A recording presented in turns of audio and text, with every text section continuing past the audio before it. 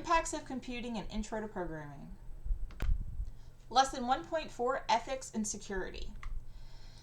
So ethics, they're just like, you want to make sure you're performing ethical computing practices when you use the internet and when you use computer. So some of the things we consider computer ethics: avoid harming others. You need to keep your information private. Avoid piracy, which again is illegally downloading and using software.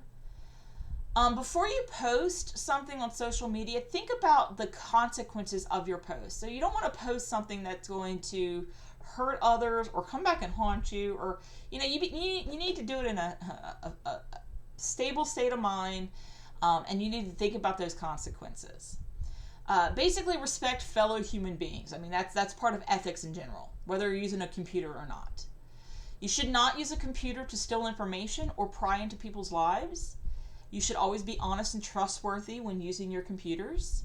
And you do not want to use a computer to discriminate against a person or group of people.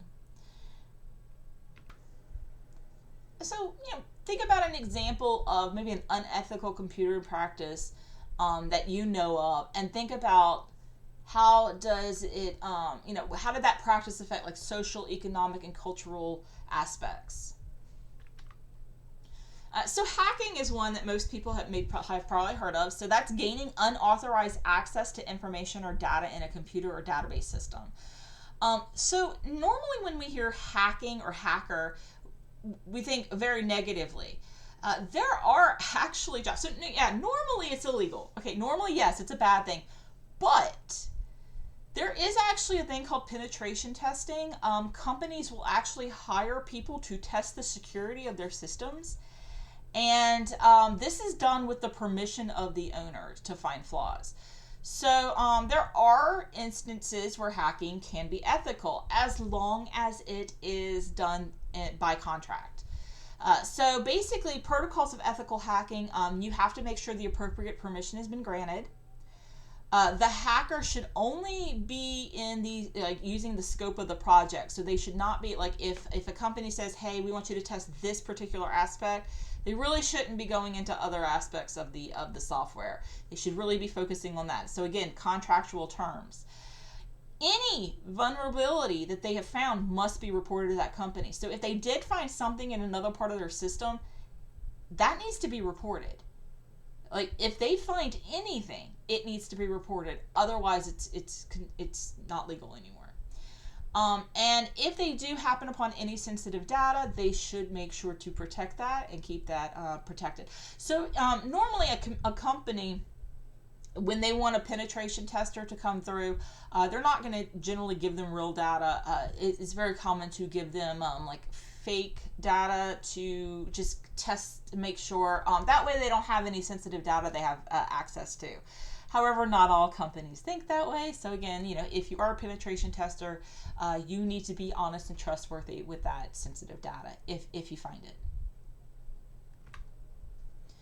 So how do we keep our data private and secure? So backing up your data regularly. So making sure not only do you save your data, but maybe have it in multiple storage locations in case one file goes corrupt. Using strong passwords and multi-factor authentication. So strong passwords mean things that are not easy to guess. A lot of times places now require, uppercase letter, lowercase letter, numbers, special characters, so many characters. So that's an issue, like making sure it's not easy to guess. The multi-factor authentication is when, for instance, maybe you go check your email and it says, okay, we're going to text a number to your phone, type that number in to make sure it's you. Okay, so it's another level of security to make sure you are who you say you are. You do not want to use your passwords or view any sensitive data where others can see it. So if you're in a public coffee house, you should not be looking at your students' grades. You should not be accessing any confidential or sensitive information. If you have an email that looks suspicious, do not open it. If I've gotten one before that it said it was my boss, And I'm like, no, it's not, because this is not an email that he would send, or it had like bad grammar in it or something. So what I would do is I would email my boss, how like, hey, did you send me an email recently? Um, and then usually he's like, no, delete it. So if the email looks suspicious, if it looks like it's somebody that you might know, contact that person outside of that email and be like, hey, did you send me an email? Um, just it's better just not open it. To protect your computer, you can install antivirus and malware software on it. You have to keep it updated regularly, and a lot of times it's not free.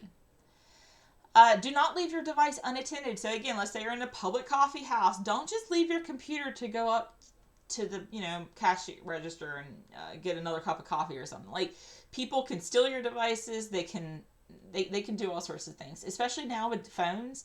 We are talking about earlier not to view sensitive data. People have phones. They can take pictures of your screen without you knowing. So honestly, I don't even take my computer places. Unless I'm in my office, I don't even use a computer anymore.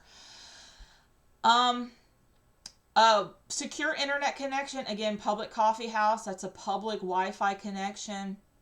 Generally, that is not secure. So especially if you're trying to, I don't know, if I'm just playing a game online, I probably don't worry about this as much. But if you're logging into something, don't do that over public Wi-Fi, because it's not secure. Okay. And if you dispose of your device, you should erase all personal data. I think my husband typically takes care of this. He would take the hard drives out of the computer, and he would burn them and scrape them with a screwdriver before he would dispose of them. Because even though you delete things from a computer, it can be restored if somebody knows how. All right, so anytime you access websites, anytime you get on the computer, your information is being collected. That's what computers do. Um, there are types of consumer data that can use. So you have first-party data. So this is collected directly from a user or organization. Second-party data. Second-party data is when your organization shares shares information with that first party. Okay, so there's like no middleman, pretty much. Third-party data. So third-party data is data that is used by an organization that's not connected to the organization itself. I actually use a lot of third-party applications when I teach. So I teach math and computer science.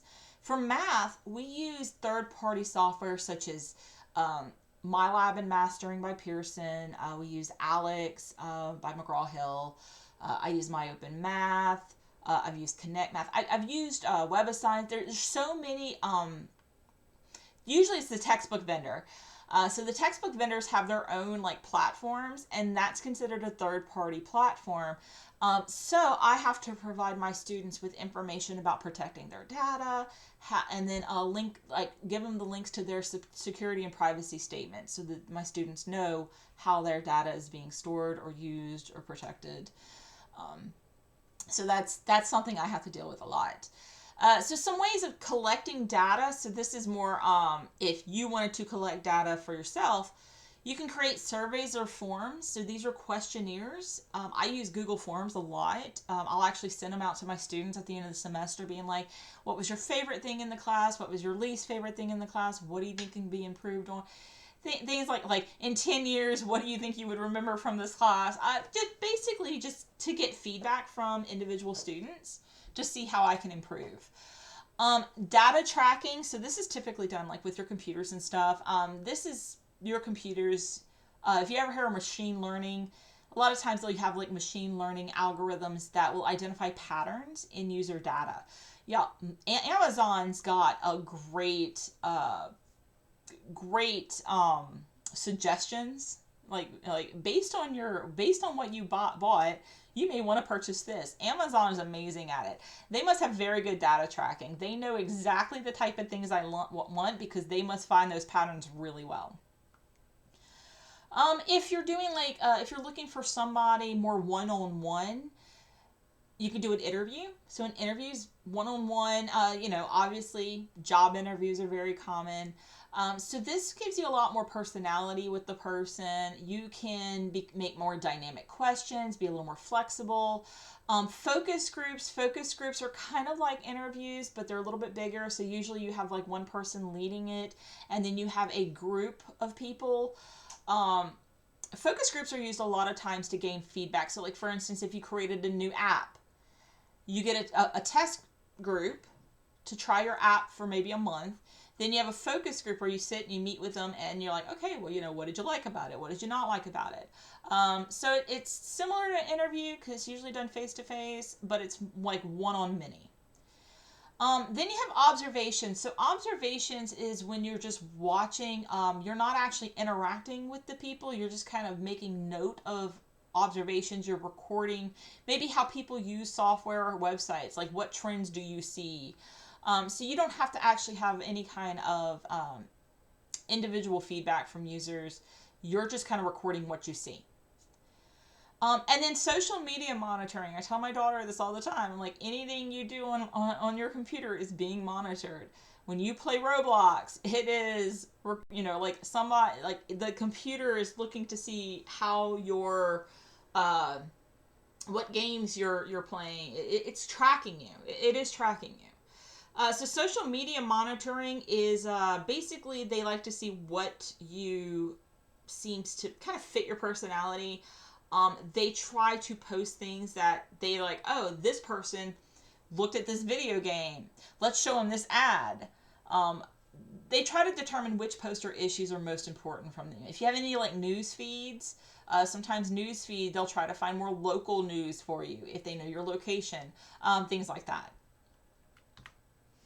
Now, basically, where does all this data get stored? So you can store it on your physical computer, but nowadays a lot of people choose to store things in the cloud. So what the cloud is, it's basically just a bunch of computers called servers that host software and store your data not at your house. Okay, so it's just somewhere else. It's still a computer. It's just not your local computer. And the way you do this is you just access that computer through the internet. So some of the disadvantages to it, it does cost money. If you want to create a cloud server, a lot of times you're going to have to pay money for that server because those people need to pay for the software, pay for the upkeep of that software, and they have to pay for the hardware. So it's going to cost money. You have to have internet. If you don't have internet, you can't access your data. Because the only way to access it, again, that it could be in China. Okay, you don't know where that computer's being, so you have to have internet to access it. If your data is very sensitive, you have to consider confidentiality. So the more security you want on your server, on your cloud server, the higher the costs are typically going to be.